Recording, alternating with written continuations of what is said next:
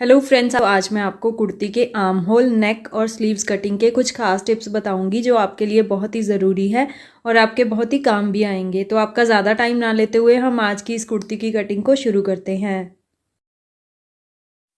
तो सबसे पहले मैंने कुर्ती के लिए ये फैब्रिक लिया है जिसे मैंने 4 साइड में ऐसे फोल्ड करके रख लिया है। इससे हमारी फ्रंट और बैक एक साथ ही कट जाएगी। तो सबसे पहले ना हमें ऊपर एक सीधा मार्क कर लेना है। इससे हमारा ये फैब्रिक भी सीधा हो जाता है और इसी पे हमारे तीरे का भी मार्क आता है। अब हमने यहाँ से नीचे लगभग 7.5 इंच पे ना आर्म होल और चेस्ट के लिए मार्क करना होता है। तो चेस्ट के साइज की मार्किंग भी इसी मार्किंग के ऊपर होती है और आर्म होल की भी। तो 7.5 इंच को हम इस तरीके से सीधा सीधा मार्क कर लेंगे। अगर आपने अपनी कुर्ती में बैन नेक या शॉर्ट नेक कोई भी रेडी करना है तो उसके लिए आपको ये वाली मार्किंग ना 8 इंच पे करनी है। और अगर आपको ये वाली कुर्ती स्लीवलेस रखनी है तो उसके लिए आपको ये वाली मार्किंग 7 इंच पे करनी है। तो ये तो हो गया चेस्ट और आर्म होल के लिए मार्क। ये मैंने आपको 2 तरीके से बता दिया कि आपने किस तरीके से करना है। अब हमें ना ऊपर की तरफ तीरा मार्क करना है। तो इस कुर्ती में हमें डीप नेक रेडी करना है तो उसके लिए मैंने आपको तीरा बताया हुआ है। इसका जो स्टैंडर्ड साइज़ तीरा आता है वो 6.5 इंच आता है, यानी कि टोटल तीरा हमारा 13 इंच का आता है। तो 6.5 इंच को हमने ऐसे मार्क कर लेना है। अगर हमने ऊपर 6.5 इंच मार्क किया है तो नीचे की तरफ हमें 6 इंच मार्क करना है। ये मार्किंग हमारी फ्रंट के आर्म होल के लिए होगी।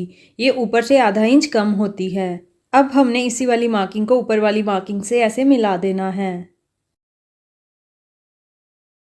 तो ऐसे हमने फ्रंट के आर्म होल के लिए मार्क कर लिया है। अब हमें बैक के आर्म होल के लिए मार्क करना है। तो इसमें ना हमने 1.5 इंच प्लस कर देना है इस तरीके से। तो फ्रंट के आर्म होल से हमने 1.5 इंच प्लस कर देना है बैक के आर्म होल के लिए। अब हमने इसी वाली मार्किंग को ऊपर वाली मार्किंग से ऐसे मिला लेना है। तो आर्म होल की जो गोलाई होती है ना वो इस तरीके से दी जाती है। ये होगी बैक के आर्म होल के लिए ऐसे, और ऐसे ही हमने फ्रंट के आर्म होल के लिए यहाँ से इस तरीके से इसे गोलाई दे देनी है। अगर आप इस तरीके से आर्म होल की मार्किंग करेंगे ना तो आपको कभी भी कुर्ती की फिटिंग में कोई भी दिक्कत नहीं आएगी, कोई खिंच नहीं मारेगी कुर्ती आपकी। अब हमने ना यहाँ से तीरा एक पैड डाउन कर लेना है, जैसे मैं आपको नॉर्मल कटिंग में बताती रहती हूँ। आगे से ये सीधा ही आता है, यहाँ से एक पैड डाउन हो जाता है। तीरा से यहाँ से डाउन करने से शोल्डर की फिटिंग अच्छी आती है और नेक की भी। तो अब हम इसे अपनी मार्किंग के साथ साथ कट कर लेते हैं। तो ऐसे हमारी कुर्ती के आर्म होल की कटिंग हो गई है। अब हमने इसके नेक की कटिंग करनी है। तो उसके लिए हम फ्रंट और बैक को ना अलग अलग कर लेते हैं, क्योंकि फ्रंट का नेक थोड़ा कम डीप है और बैक का नेक थोड़ा ज़्यादा डीप है। तो इससे हमारे फ्रंट के आर्म होल की भी कटिंग हो जाएगी। तो ऐसे मैंने कुर्ती की फ्रंट और बैक को अलग अलग कर लिया है। ये इसका फ्रंट वाला पार्ट है, ये देखिए। अब हमने ना यहाँ से अपनी मार्किंग के साथ साथ इसके आर्म होल की कटिंग कर लेनी है। तो ऐसे हमारा ये फ्रंट का आर्म होल भी कट गया है। अब हम इसमें नेक कट कर लेते हैं। तो अब हम यहाँ पे अपने नेक की मार्किंग कर लेते हैं। ब्रॉड सेम ही आएगा फ्रंट और बैक का नेक, डीप थोड़ा अलग अलग होगा। तो इस तरीके से इसकी जो ब्रॉडनेस है वो मैं 3 इंच मार्क कर रही हूँ। टोटल हमारा नेक 6 इंच ब्रॉड आ जाएगा। तो 3 इंच को ना हम ऐसे सीधा सीधा मार्क कर लेंगे। अब हमने इसकी गहराई को मार्क करना है। तो इसकी गहराई ना ऐसे मैं तिरछे में लूँगी, लगभग 6.5 इंच। तो 6.5 इंच को ना हमने यहाँ पे ऐसे मार्क कर लेना है। अब हम इस वाली मार्किंग को भी सीधा सीधा मार्क कर लेंगे। तो ऐसे नेक की डायमेंशन को हमने ड्रॉ कर लिया है। अब हम इसमें राउंड वी नेक ड्रॉ करेंगे। तो उसके लिए पहले हम हल्का हल्का मार्क करके देखेंगे। जो भी मार्किंग आपकी बिल्कुल परफेक्ट आ जाए ना, उसे आप इस तरीके से डार्क कर लीजिए। तो ऐसे हमारे इस नेक की मार्किंग हो चुकी है। अब हम इसे कट कर लेते हैं। तो ऐसे हमने इसमें राउंड वी नेक कट कर लिया है। अब हमें इसके बैक नेक की कटिंग करनी है। तो उसके लिए ना इसे साइड में कर देते हैं और बैक वाले पार्ट को ना यहाँ पे सेट करके रख लेते हैं। तो ये बैक वाला पार्ट आ गया हमारा। अब हम इस पे भी अपने नेक की मार्किंग कर लेते हैं। तो सबसे पहले हम नेक की चौड़ाई को मार्क करेंगे। जैसे कि मैंने बताया आपको कि ब्रॉडनेस सेम ही आती है, तो यहाँ पे भी हमने 3 इंच ही मार्क करनी है इसकी चौड़ाई को।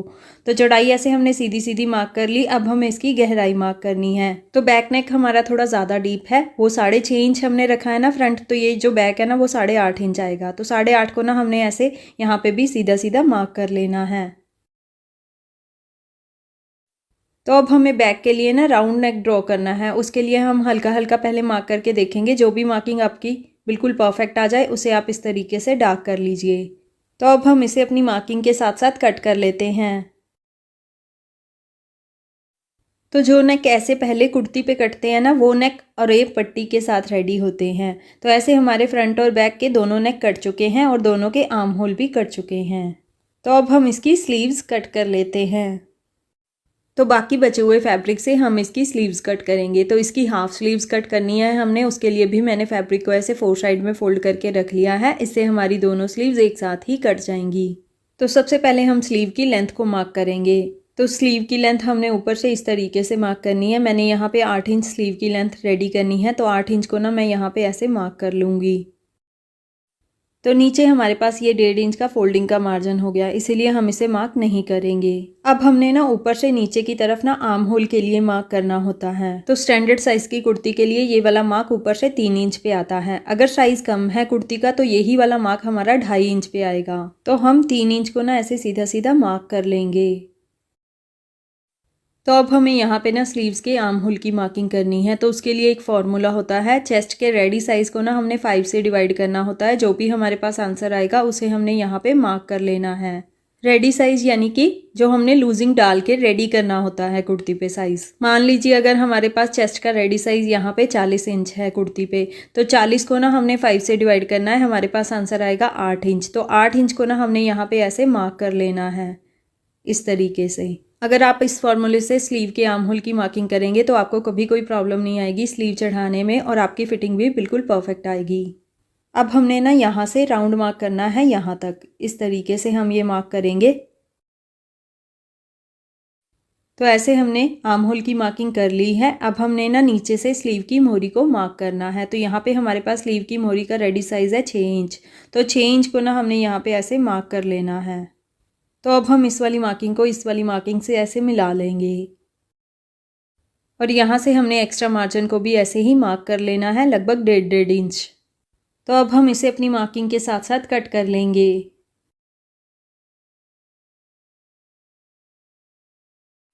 तो ऐसे हमने स्लीव की कटिंग कर ली है। अब हमें ना यहाँ से स्लीव के फ्रंट के आर्म होल की भी कटिंग कर लेनी है। तो स्लीव पे फ्रंट का आर्म होल ना यहाँ से आधा इंच डाउन कटता है। तो वो मैं अभी आपको पहले मार्क करके दिखाती हूँ। इस तरीके से राउंड मार्क करना हमने आधा इंच डाउन। जैसे कुर्ती पे फ्रंट का आर्म होल अलग से कटता है ना, वैसे ही स्लीव पे भी अलग से कटता है। तो इसके फ्रंट के आर्म होल की मार्किंग कुछ इस तरीके से आएगी। अब हम इसे अपनी मार्किंग के साथ साथ कट करेंगे, लेकिन उसके लिए ना हम सिर्फ फ्रंट के 2 पार्ट्स ही लेंगे। दोनों स्लीव के फ्रंट पार्ट को उठाएंगे और इस तरीके से इसकी कटिंग कर लेंगे। तो ऐसे हमारी स्लीव की भी पूरी कटिंग हो चुकी है। तो ये हमारी कुर्ती के आर्म होल, नेक और उसकी स्लीव्स की कटिंग हो गई है। आई होप आपको मेरे टिप्स समझ में आ गए होंगे और आपके बहुत ही काम भी आएंगे। तो चलिए नेक्स्ट किसी और वीडियो के साथ मिलते हैं। Till then bye bye.